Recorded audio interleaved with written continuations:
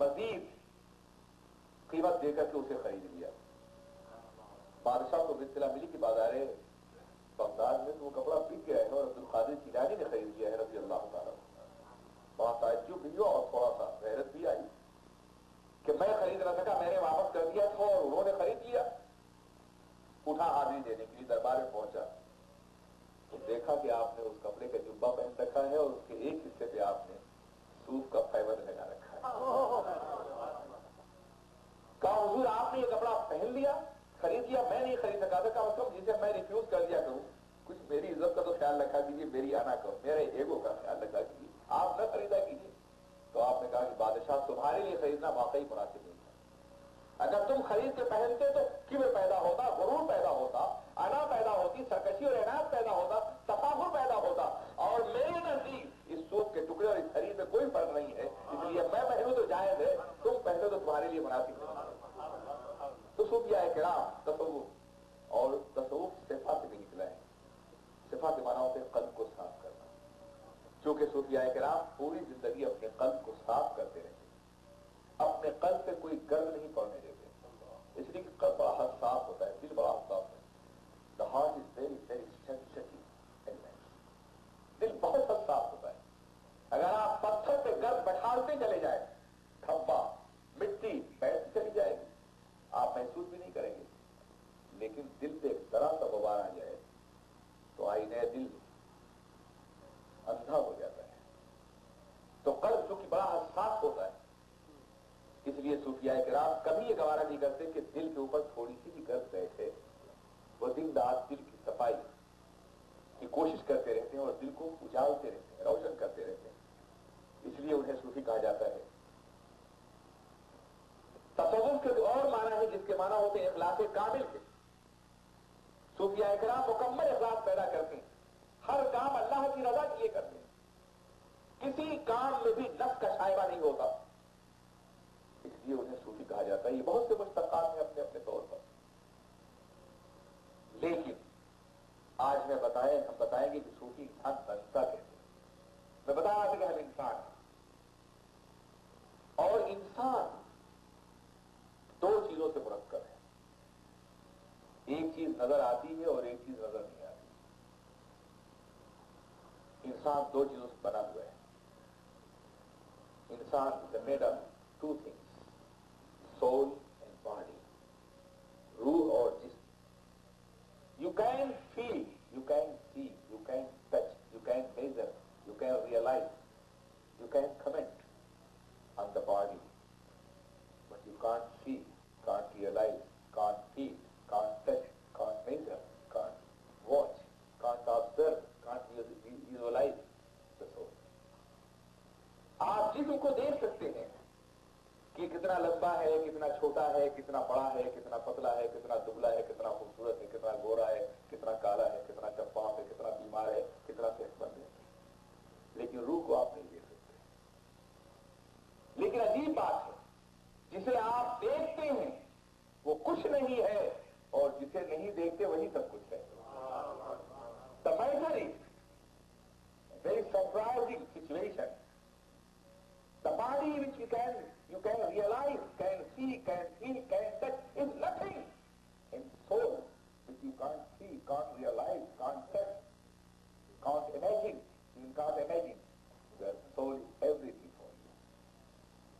Without soul, body is nothing. जिस्म के बगैर रूह कुछ भी नहीं है, उसकी कोई हैसियत नहीं है। क्या आपने देखा है कि एक इंसान कभी चंद इंसानों के कांधों पे सवार होकर जाता है? पता नहीं यहाँ लोग जाते नहीं जाते, हमारे यहाँ तो लोग जाते थे कांधों पे सवार होकर। जिंदगी में जिसका चेहरा भी देखना नहीं चाहते थे, मरने के बाद उसे कांधे पे लोग उठा लेते। क्या रिश्ता है एक मोमिन का?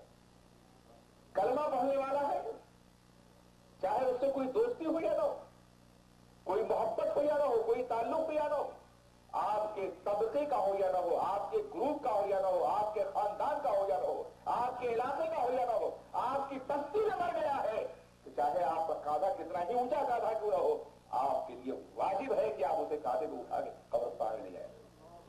जिंदगी में पैरों में बैठाना महसूस नहीं करते, नहीं चाहते थे, मरने के बाद कांधे पे उठा रहे हैं। जानते हैं क्यों? ये ईमान का हक है, वो कलिमा जो उसने पढ़ा है। उसकी बुनियाद पर उसका ये मर्तबा और मकाम बन गया है कि आप उसे अपने कांधों में उठा करके ले जाए. Have you seen a shoulder on your shoulder, a body, a dead body? Why didn't you ask to those people who are carrying that body towards the graveyard, why you are taking this man to the graveyard? This person was very beloved for us. Yesterday he was walking with us in our society. Why you are taking to the graveyard? Don't take it. Please bring it back. We are going to enjoy his company today.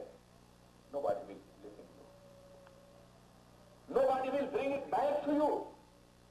They will say, I can't bring this body back to you because this person is dead now. The soul is separated from this body. And body without soul is nothing.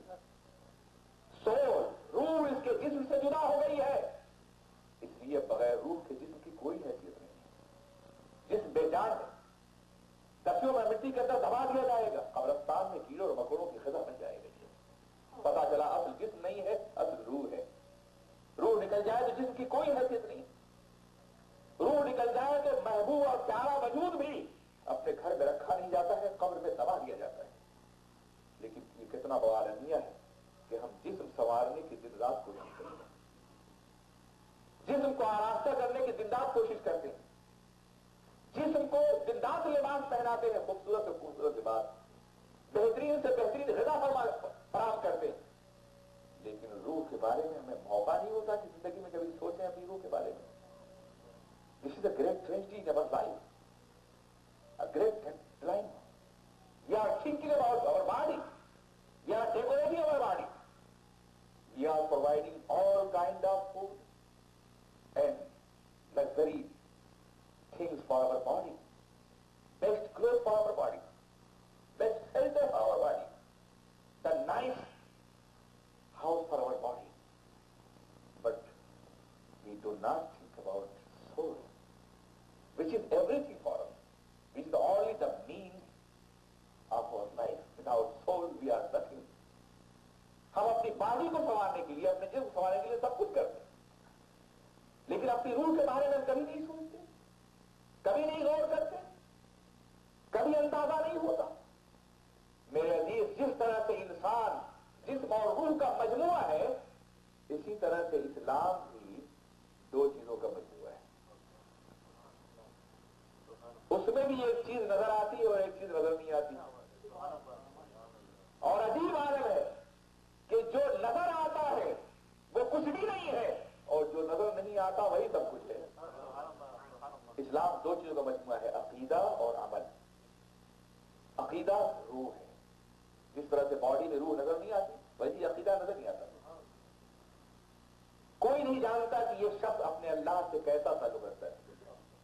What is the relation of this servant to his God, his master, his Lord, Allah Almighty? What does he believe about Allah Almighty? Nobody knows. What is his relation to the center of the gravity of the universe and human being, Muhammadur Rasulullah? What is his relation to him? Nobody knows about it. Nobody knows about the love of the Prophet ﷺ hidden in the heart and soul. Nobody knows about the faith, about the belief, which is the base of our spiritual life. कोई नहीं जानता कि हमारा किसी का अकीदा क्या है. आप क्या देख सकते हैं, ये कितनी नमाज पढ़ता है, कितना रोजा रखता है, कितना हज करता है, कितनी ज़कात देता है.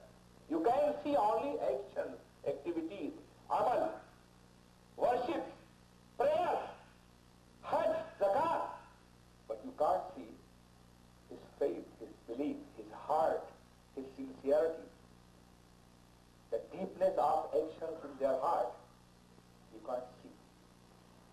लेकिन जिस तरह से जिस्म से रूह निकल जाए तो इंसान बेजान हो जाता है, इसी तरह से अगर अमल से अकीदा नजर आ जाए तो इंसान बेईमान हो जाता है. इंसान लाख नमाजें पढ़े, लाख रोजा रखे, लाख हज करे, लेकिन अपने नबी से ताल्लुक दुरुस्त नहीं, अपने खुदा से उसका रिश्ता मजबूत नहीं है, उसके दिल में इस्लाम की बुनियादी अख्तार का एहतराम नहीं है, तो वो बेईमान है. बेरूह इंसान को बेजान कहते हैं और बदअकीदा इंसान को बेईमान कहते हैं. अल्लाह की मेहरबानियों का ये भी बड़ा अजीब आलम है कि ज्यादा जरूरत होती है, अल्लाह उस चीज को इंसान के बहुत करीब कर देता है और बहुत ज्यादा सहलुल वसूल, easy to get, easy to reach, easy to be provided for you, बहुत आसान कर देता है।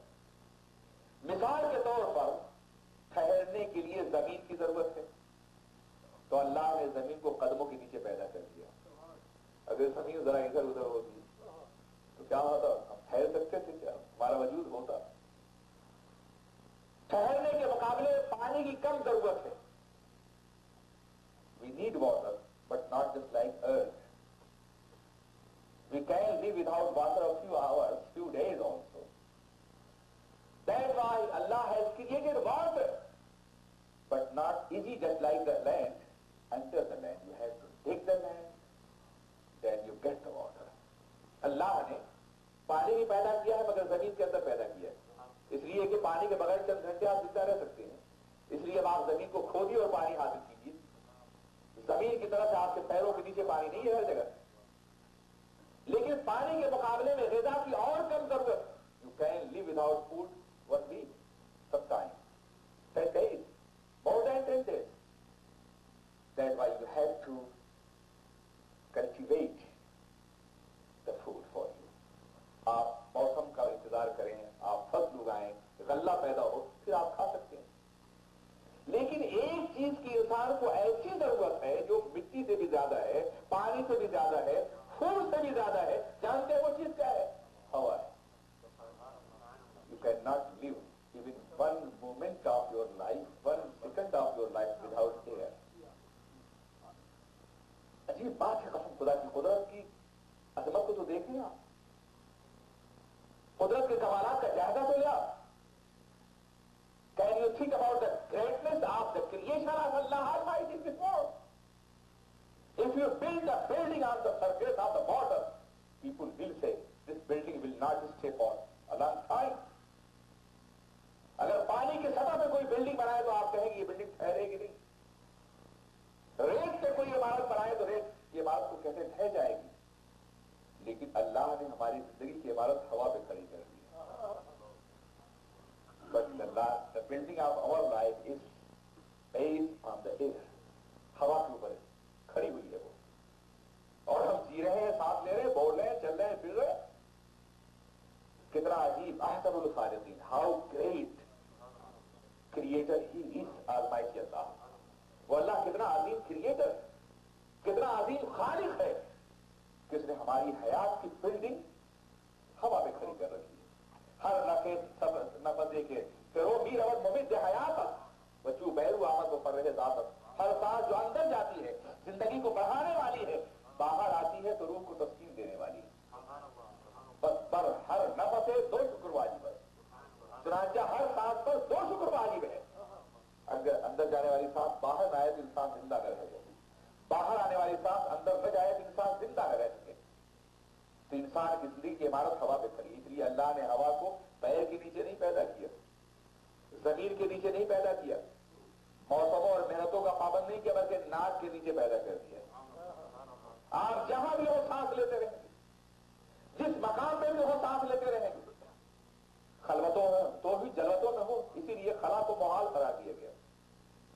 There is no concept of real space without air in Islam or in the physical life of the world. बगैर हवा के किसी space का कोई कॉन्सेप्ट ही नहीं।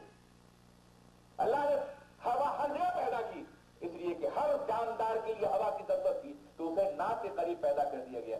इंसान की जिस्मानी जिंदगी के लिए, for the physical life of the human